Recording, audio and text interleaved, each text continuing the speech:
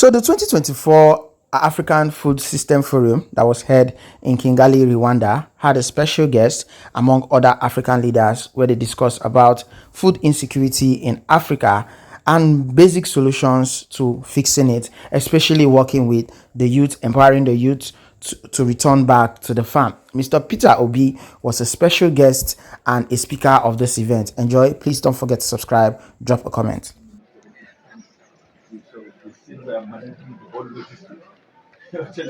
I was here from 6.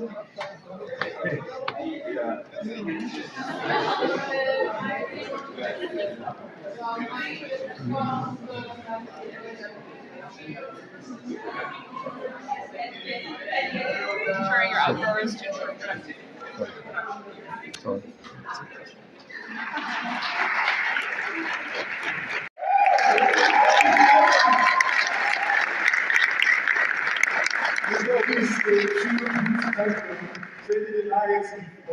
Of system in Africa. Ladies and gentlemen, once again, I will bring on stage. Please have a seat, Mr. Obi. Once again, I will bring on stage one amazing, fantastic, energetic. To invest in the energy, entrepreneurship, and innovative spirit of the young people who can drive this process by encouraging them to know that this is the next.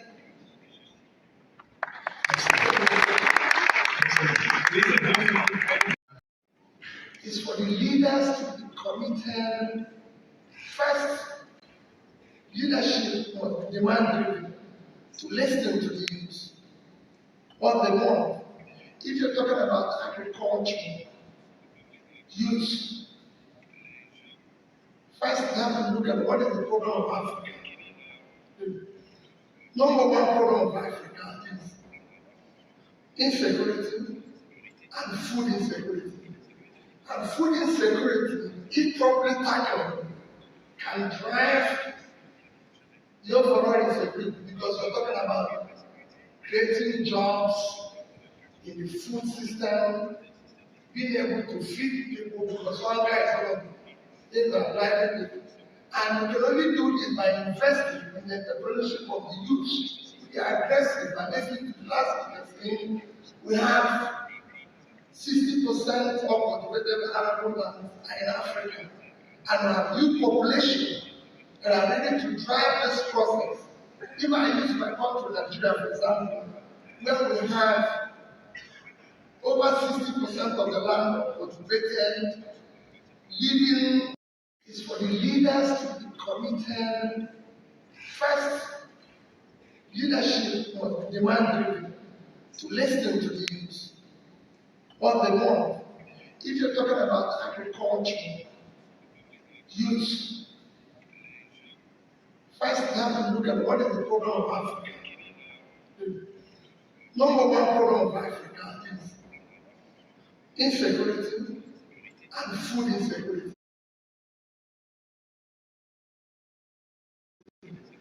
And food insecurity. Or planning to establish a business relationship with Rwanda? Well, housing. And yet, the variety of things. We talk about the food in Africa. We can talk about the impact she's making on the youth, the culture, the kinds of business, geography, and everything. Lastly, let's talk about your participation in the 2023 presidential election, in which you finished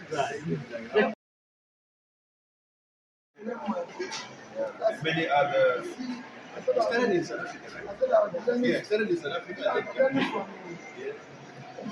And I like going to school. When my parents are going to also Cambridge, India.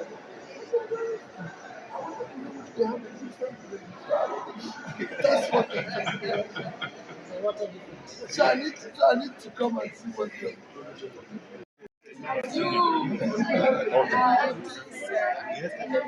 No. Oh, sorry. I was. You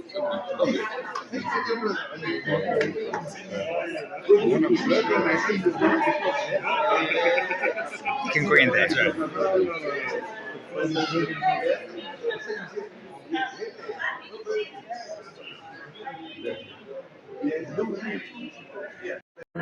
For that pursuit because I feel that it's just beginning. I have, lived in Nigeria for 12 years and unemployment has increased, but in my own small way, I've been able to create over 300 full-time jobs in Nigeria, working with part-time farmers. I've been very fortunate to raise private equity and scale my manufacturing now, buying fruit from thousands of farmers in Nigeria.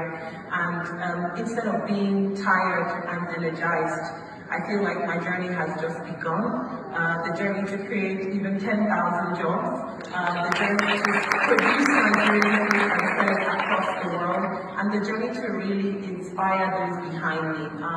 I am really hopeful that I can be a role model to people and also a kind of pioneer that shares the path that can be taken to prove that women and even anybody in Nigeria who's focused and who's determined and who's rugged and who has grit can build a big business. We need big business in Africa. We need big agribusinesses in Africa. And I'm very passionate about building a big agribusiness that I will hopefully lead for generations of Nigeria to prosper from, to be employed from, and to really put my country and continent on the map and hopefully change the narrative about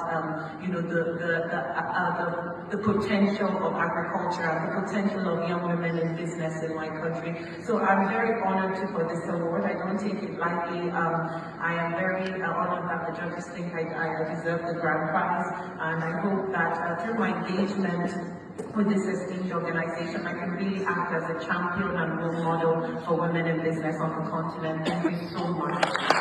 Award for the Warrior, Resilient and Inspirational Leader of 2024. This category recognizes female agripreneurs from marginalized communities or vulnerable and hard-to-reach areas who, despite facing significant challenges, demonstrate unwavering determination, strength, and perseverance to excel in agribusiness with demonstrated social impact. The 2024 finalists for this category are Sandra Lezio, Elere Group, Uganda; Daniela Ushindi, Kenkem Agro, DR Congo; Lydia Maddington, Conman, Rising Sheep Farmers, Ghana;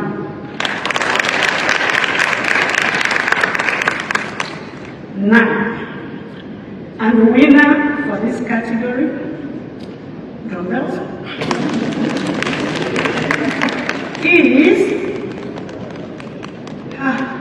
Daniela Ushindi.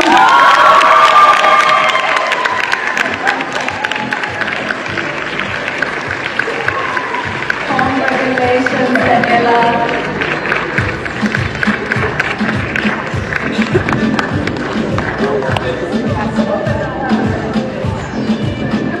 Kenkem Agro addresses the under-exploitation of the beekeeping sector in the DRC, solving challenges like traditional hives, insufficient honey production, and environmental impacts. Daniela's holistic approach includes sustainable beekeeping practices, an apiary school, a pollination nursery, and an AgriConnect technology platform. Daniela, congratulations. Please join the rest of the winners. Thank you so much, Irene. And next up, leveraging technology and revolutionizing agriculture with innovative tech solutions and embracing that. And we would like to grow in the agriculture sector about 6%, if why not 8, 10, and so forth. So we want to be self-sufficient in food, and we want to increase households who are food secure. Now, we want this PSTF file that we have started, and you, all of you in the room, you have helped us shaping this PSTF file. You have been with us from the beginning until the last. So that's what we want to achieve.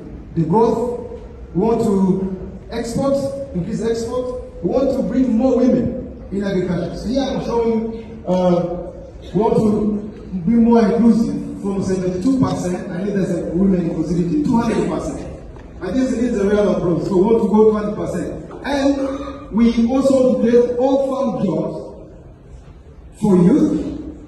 That's mostly, that's going from 400 jobs we have created today to 643,000 jobs. So this PSA has a clear target of reducing household vulnerability.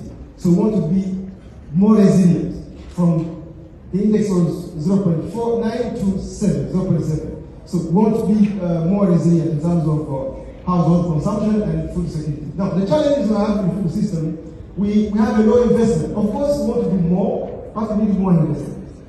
And we still have a problem of food security and malnutrition. And we have to fight malnutrition. And the problem...